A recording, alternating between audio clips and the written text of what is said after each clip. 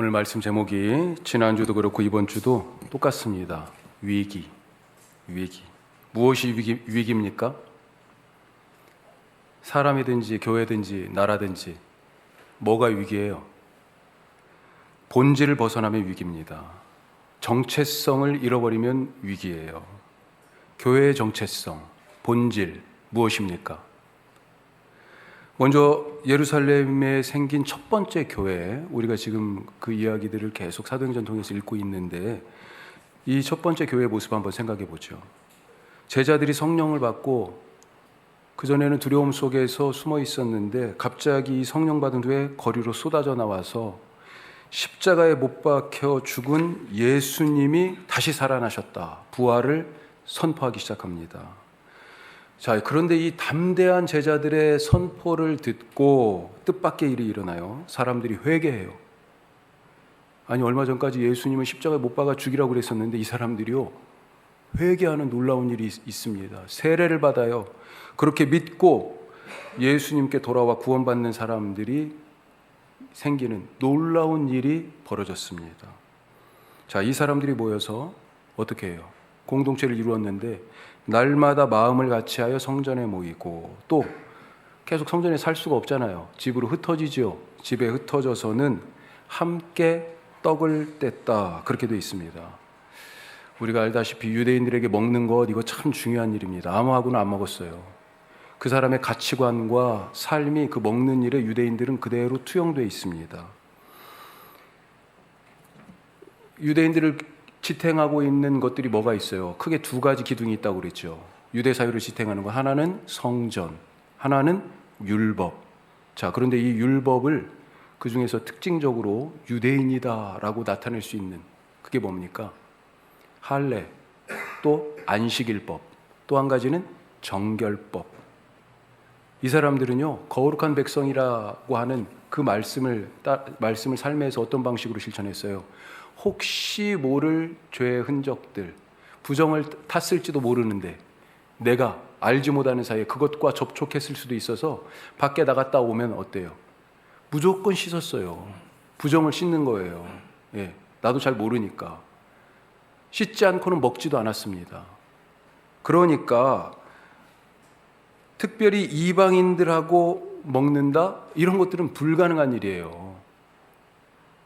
그래서 예수님이 가장 많이 비난받았던 일 중에 하나가 뭡니까? 아무하고나 먹는다, 그거였잖아요.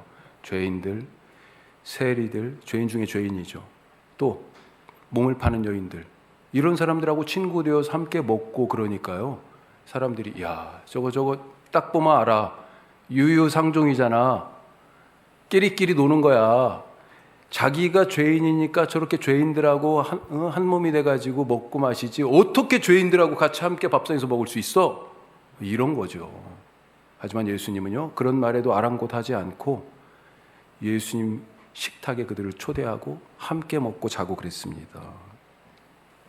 자, 그런데 지금 이 처음 교회, 예루살렘 교회에서 이런 일이 일어나고 있는 거예요. 믿는 사람들이요, 이 사람 저 사람 가리지 않고 그가 출신 성분이 어떻든지, 어떤 모습의 삶이든지, 죄인으로 누가 규정했든지 아니든지 가리지 않고 예수 믿는 자들이 함께 먹는 일, 이것이 처음 교회, 예루살렘 교회에서 있었던 모습입니다. 자, 또 믿는 사람들이 어땠어요? 자기 재산과 소유를 팔아서 사도들의 발 앞에 갖다 두고 필요한 사람이 그것을 가져다 쓰는 그런 일이 있었잖아요. 같이 밥 먹는 것을 넘어서 이제는 네 것 내 것이 없는 그런 소유의 공유라고 하는, 네 것 내 것 없이 살기 시작하는 그런 삶이 시작된 거예요. 예, 대단하죠.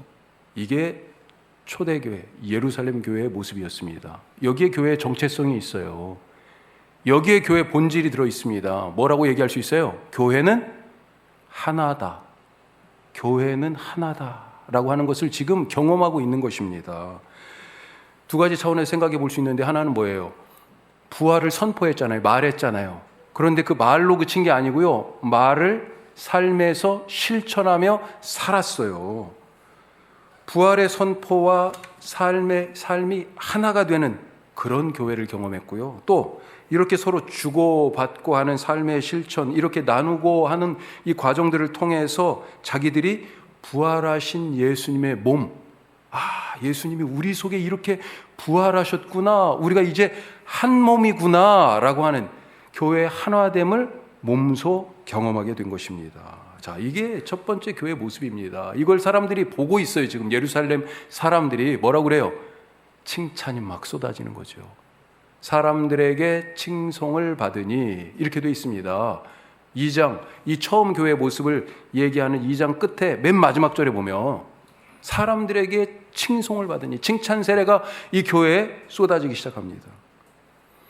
또 어떤 일들이 있었습니까? 기적들이 막 나타났어요. 기적이. 대표적인 것이, 많은 기적들이 있었지만 3장에 나오잖아요. 성전 미문에 앉아서 구걸하던, 날 때부터 한 발짝도 걸을 수 없는 이 사람, 나이가 40여 세나 됐어요. 그런데 이 사람이 베드로의 선포 이후에, 은과 금은 내게 없지만 나사렛 예수 이름, 그걸 너에게 주겠다. 그 이름으로 일어나 걸으라. 그러니까요, 걷기 시작했어요. 성전에 한 번도 못 들어갔는데 성전에 들어갔습니다.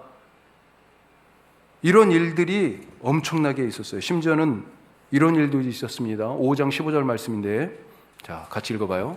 심지어 병든 사람을 메고 거리에 나가 침대와 요 위에 누이고 베드로가 지날 때 혹 그의 그림자라도 누구에게 덮일까 바라고.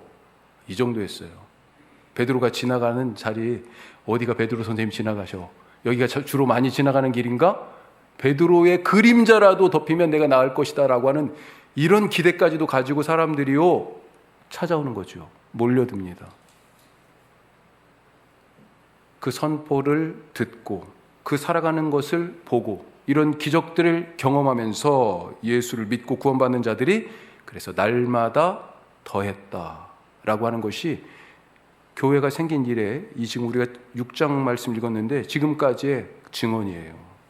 순식간에 교회가 성장했습니다. 자, 그러던 중에 이렇게 탄탄대로를 달리고 있는 것 같았는데 큰일이 있었어요. 교회 안에서 사람이 죽어나갔습니다. 우리가 지난주에 이 말씀 나눴잖아요. 위기예요. 위기. 무슨 일이 있었습니까? 아나니아와 삽비라 부부가 다른 사람들처럼 자기 소유를 팔아서 사도들의 발 앞에 갖다 뒀어요. 그것 때문에 그런 겁니다. 이 사람들이 왜 그랬을까요? 자, 자기 소유를 팔아서 사도들의 발 앞에 갖다 뒀는데 그 앞에 보면 5장 앞에 바로 보면 뭐하고 연결되어 있냐면 바나바라는 사람이 나와요. 이 바나바도요, 자기 소유를 팔아 사도들의 발 앞에 갖다 두었다. 그런데 이 사람에게는 사람들이요, 이 바나바를 보고 사람들이, 야, 저렇게 살아야지, 저렇게 믿어야지, 바나바가 우리 교회에 있으니까 엄청 정말 힘이 되고 위로가 되는구나. 그래서 바나바에게 뭐라고 별명을 붙였어요? 위로의 사람, 이런 별명을 붙여줬어요. 아마도 추측컨대 이 아나니아와 삽비라도 그런 걸 바라지 않았을까요? 사람들로부터의 인정, 존경, 칭찬. 어떻게 해요? 나도 저렇게 하면 되겠구나. 내용은, 진심은 담지 않았는데 형식은 흉내낼 수 있었던 거죠. 가진 것을 팔아서 사도들 발 앞에 두는 형식을 취했습니다. 하지만 이 일은 어떤 일이었어요? 이것 때문에 죽었어요, 이 사람들이. 아니, 하나님께 드렸는데 왜 죽어요? 이 아나니아와 삽비라가 드린 이 일에는요, 형식은 비슷했지만 하나님을 속이는 거짓이 있었습니다. 일부는 드리고 일부는 감추었잖아요. 하나님이 알고 계시죠. 중심을 보시니까 이 일에 대하여 심판하셨습니다. 왜요? 사람들에게 거짓말한 것이 아니요, 하나님을 속이고 거짓말한 것이기 때문에. 거룩하지 않으면 교회가 아닙니다. 아나니아 삽비라를 그대로 두었다면 교회가 이 작은 거짓으로부터 시작해가지고 점점 이 부패하고 썩은 것이 공동체에 쫙 누룩처럼 퍼져가지고 결국은 교회가 무너졌을 거예요. 하나님이 그것을 가만히 눕고 보실 수 없었던 것입니다. 자, 여기서 또 한 가지, 하나님이 중요하게 생각하는 교회의 본질, 교회의 정체성 우리가 알 수 있어요. 뭡니까? 교회는 거룩하다. 거룩한 교회. 이것이 바로 하나님께서 디자인하시고 하나님께서 기대하시던 교회의 모습입니다. 따라서 교회가 하나됨을 잃어갈 때가 위기고요. 교회가 거룩함을 상실할 때가 정체성에 그 본질을 잃어갈 때가 위기예요. 자, 아나니아와 삽비라의 거짓말 때문에 교회가 거룩함을 잃을 위기에 처했었잖아요. 그래서 하나님이 그들의 죽음을 통해서 교회를 그 위기에서 건져내신 겁니다. 그대로 놓으면 어떻게 돼요? 썩어요, 교회가. 더 이상 잘할 수가 없어요. 병들었기 때문에. 자, 그런데 그 위기의 고개를 하나 넘었는데 오늘 말씀 보니까 또 위기가 찾아왔어요. 어떤 위기입니까? 1절 말씀. 자, 다시 봐요. 1절. 그때 제자가 더 많아졌는데 헬라파 유대인들이 자기의 과부들이 매일의 구제에 빠짐으로 히브리파 사람을 원망하니 교회 안에 원망의 소리가 생겼습니다. 원망의 소리가. 무슨 소리예요? 이 원망의 소리. 다른 말로 하면요, 하나됨이 깨지는 소리예요. 교회가 정체성과 본질을 잃어가는 소리가 지금 들리고 있는 것입니다. 그래서 위기예요. 헬라파 유대인들이 히브리파 유대인들, 히브리파 사람들을 원망했다. 지금 이렇게 돼 있어요. 그러니까 같은 유대인인데 뭐라고 지금 이렇게 나누는 거잖아요. 그렇죠? 여기가 지금 예루살렘 교회, 예루살렘입니다. 이게 무슨 말일까? 예루살렘에 사는 유대인이라고 다 같은 유대인이 지금 아니라는 거잖아요. 히브리파 사람이라고 불리는 사람들이 있고 헬라파라고 불릴 수 있는 사람들이 있다는 겁니다. 자, 히브리파는 뭐 이해는 대충 되겠어요. 헬라파는 무슨 말일까요? 사실 이스라엘 사람들이 정확하게는 주전 587년에 다윗의 뒤를 이은 이 북이스라엘이든지 남유다든지 완전히 하여튼 망한 때가 그때예요. 망해가지고 어땠습니까? 바벨론의 포로로 잡혀갔어요. 바벨론이 영원했어요? 아니죠. 얼마 못 가서 바벨론도 망했습니다. 하지만 그 강대국의 지위를 또 다른 나라가 이어받고 또 다른 나라가 이어받고 계속 힘없는 이 유대 땅은 새로운 나라가 등장해서 패권을 장악하면 또 시달리고 또 시달리고 또 포로로 잡혀가고 또 포로로 잡혀가고 이렇게 고향 땅을 떠난 사람들이 계속 있게 된 거예요.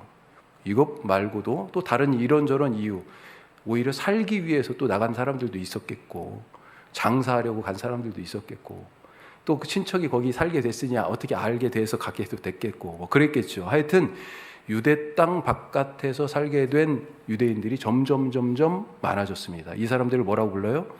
디아스포라 유대인, 흩어져 사는 유대인, 이렇게 부르죠. 심지어 어느 정도로 많았냐면 주전 3세기경에는 이집트의 북부, 지중해 해안에 가까이 있는 거기 알렉산드리라고 하는 도시에 유대인들이 너무 많아가지고 이 이집트에 있는 왕국이 이 사람들한테 나름대로 이렇게 환심도 사고 배려도 해야 될 필요가 있어서 그래서 뭘 했냐면요, 유대인들을 위하여 성경을 번역하도록 했습니다. 유대인들이 너무 많아서 성경을 번역하도록 했어요. 아니 왜 유대인들인데 히브리 말 그대로 그냥 읽으면 되잖아요. 성경을 왜 번역하도록 했을까요? 이 사람들이 히브리 사람들이긴데 이 이방 땅에 와서 오래 살면서 이제 말을 잃어버린 거예요.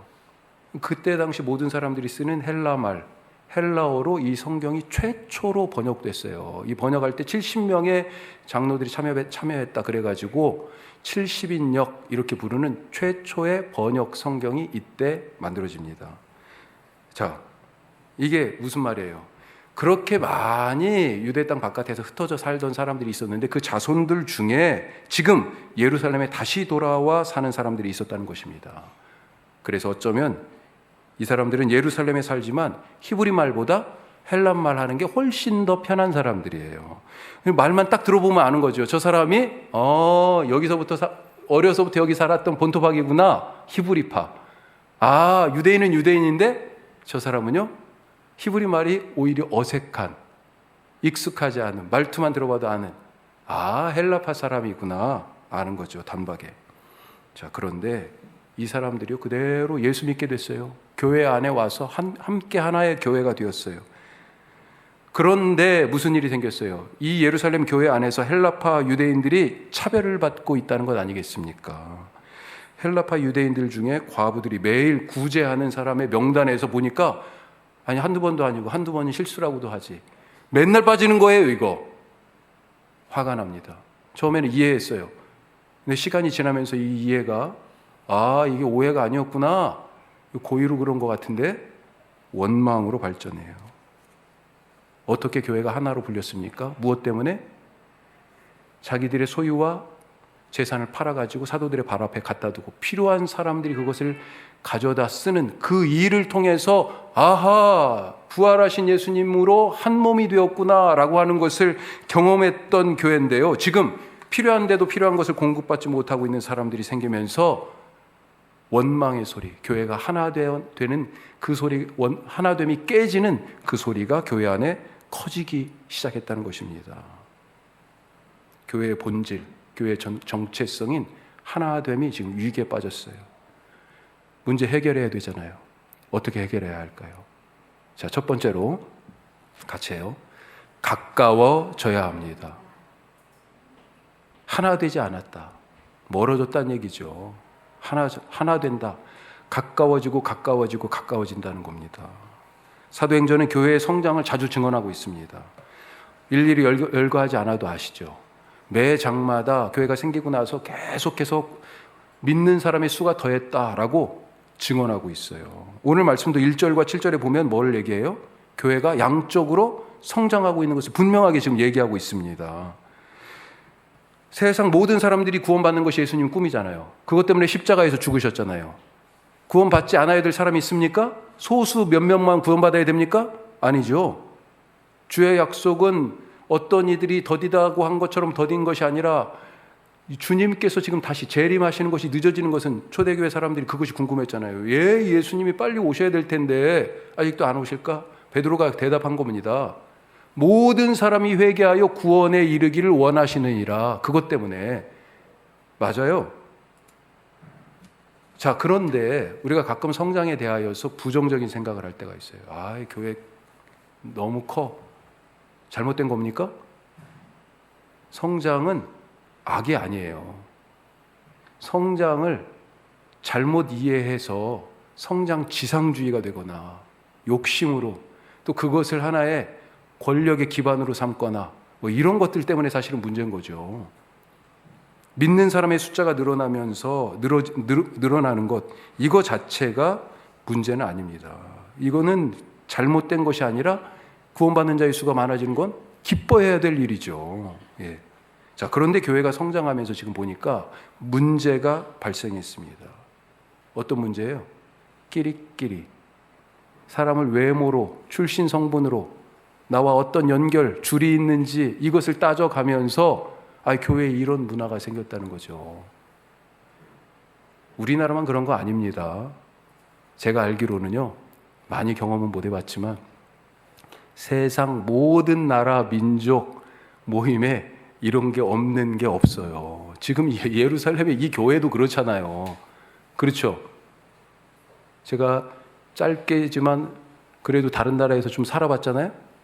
거기도 마찬가지입니다. 인종차별이라는 게 뭐예요? 바로 이거죠. 이런 것의 극단적인 지금 상황 아닙니까? 나랑 같은 공유할 수 있는 뭐가 있으면 끼리끼리가 되는 거고요. 그렇지 않은 사람들은 배제하는 거죠. 그것 때문에 차별하고 믿는 사람의 숫자가 교회에서 늘어나면서 서로 점점 거리가 벌어지면서 이런 문제가 생겼던 것입니다.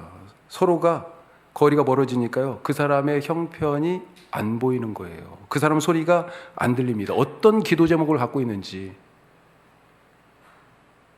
그가 지금 어떤 표정인지 관심도 없고요, 보이지도 않아요. 그래서 지금 시끌시끌한 겁니다. 왜요? 서로 안 들어주니까 들어달라고 크게 외치는 것 아니겠어요? 그래서 시끌시끌해요. 베드로를 비롯한 사도들이 결국은 이 소리를 듣게 됩니다. 그리고요, 목회 방침을 바꿨습니다. 사실 지금 베드로나 다른 사도들 이 교회에서 어느 정도의 신임과 권위를 가지고 있어요? 대단하죠.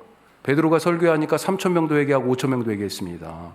우리가 알다시피 옥에 갇혔었어요, 사도들과 같이. 그런데 주의 사자가 나타나서 베드로와 사도들을 꺼냈습니다. 아니, 옥에 갇혀도 풀려나네요. 그가 기도하고 선포하니까 어때요? 그 성전 미문에 한 번도 못 걷던 사람이 40년 만에 처음으로 걸었어요.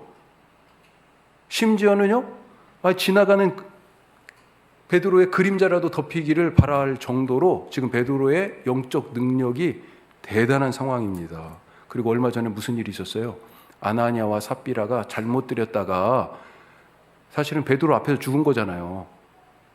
이걸 보면 사람들이 큰일 났다, 이거 정말 무서운 사람이구나, 산같이 높은 그런 위험을 사실 느꼈을지도 모르겠습니다. 하지만 베드로와 사도들은요, 자신들이 갖고 있는 영적 권위와 힘으로 지금 교회 안에 커지고 있는 이 원망의 소리를 누르지 않았습니다.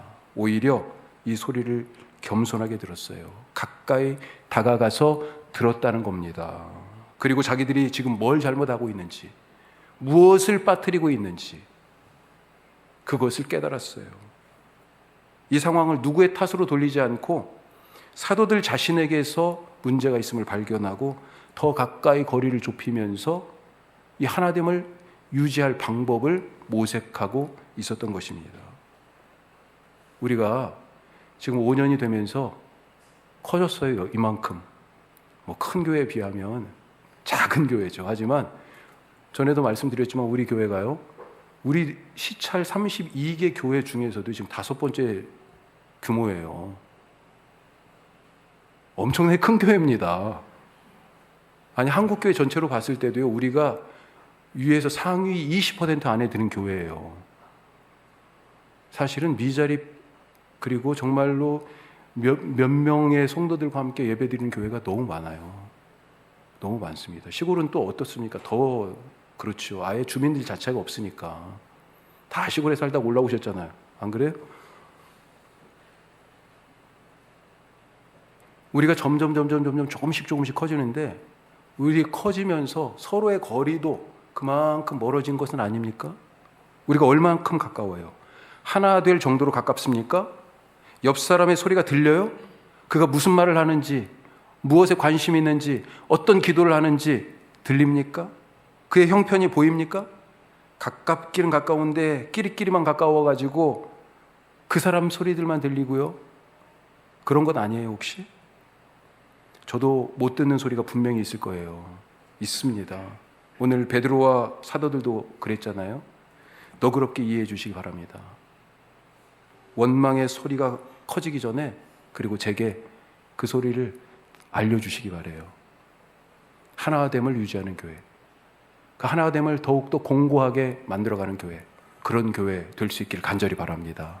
자, 두 번째, 성령과 지혜가 충만하자. 원래는 공동체의 모든 일들이 사도들의 손에서 되어졌습니다.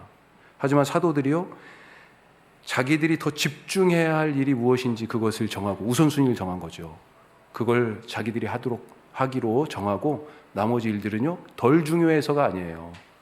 덜 중요해서가 아니고 꼭 필요한 일인데, 사도들이 먼저 해야 될 일과 그렇지 않은 일들을 같이 함께 할 수 있는 일들을 서로 나눴던 것입니다.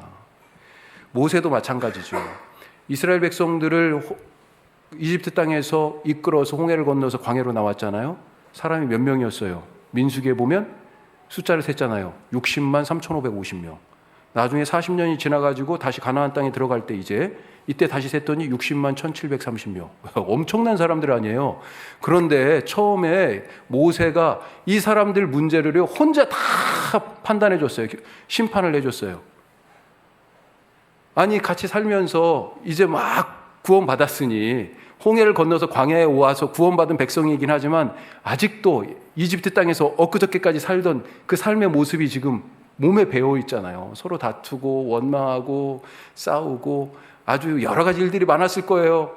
자, 그것들마다 다 가지고 와요. 누구한테? 모세한테. 모세가 아침부터 저녁까지 이건 이렇게 해야 맞고 이건 이렇게 하십시오 얘기를 해도요, 일이 끝나지 않습니다. 자, 멀리서 그의 장인이 보다가 아이고 저러다 모세 얼마 못 간다 저거. 응? 탈진해서 쓰러진다. 그러면서 뭐라고 제안합니까?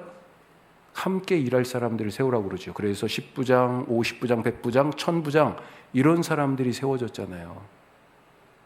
모세가 할 일, 모세가 꼭 해야만 하는 일은 모세가 했지만 같이 함께 할 수 있는 일들은 나눴습니다. 예수님은 어땠어요? 혼자 일하셨습니까? 우리가 세상 말로 예수님 독고다이였어요? 예? 혼자 아니잖아요. 제자들을 불렀잖아요. 함께 하나님 나라의 일을 하는 것을 가르치고, 그리고 이제는요, 예수님 떠나셨어요. 확 믿고 맡기고 아예 가셨어요. 사도들이 알았습니다. 아하, 드디어 때가 됐다. 모세처럼 그런 일꾼들을 세울, 예수님이 우리를 세워서 일을 맡겨주신 것처럼 이제는 일꾼들을 세워서 함께 일할 때가 됐다. 그래서 사람들을 세워 자기들이 다 하던 일을 같이 나눠서 하게 된 것입니다. 자, 누구를 세웠어요? 누굴 세웠습니까? 오늘 말씀 보니까 기준이 있잖아요. 성령과 지혜가 충만한 사람. 사도들이 안수하에 세웠지만 그 전에 뭐가 있었어요? 누가 골랐어요? 예루살렘 교회 성도들이 골랐어요. 누구를 골랐어요? 성령과 지혜가 충만한 사람. 아니, 어떻게 그 사람이 성령과 지혜가 충만한지 알 수 있었을까요? 잘 세워야 됩니다. 앞으로 우리 교회에도 사람 세울 일들이 계속 있을 텐데 잘 세워야 돼요.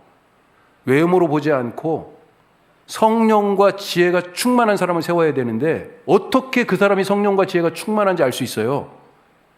내가 성령과 지혜가 충만해야 누가 성령과 지혜가 충만한지 알 수 있어요. 우리 모두 그래서 성령과 지혜가 충만해야 됩니다. 세 번째, 마지막으로요, 예수님만 바라보고 가자. 두 가지 지금 위기가 있었잖아요. 어떤 위기?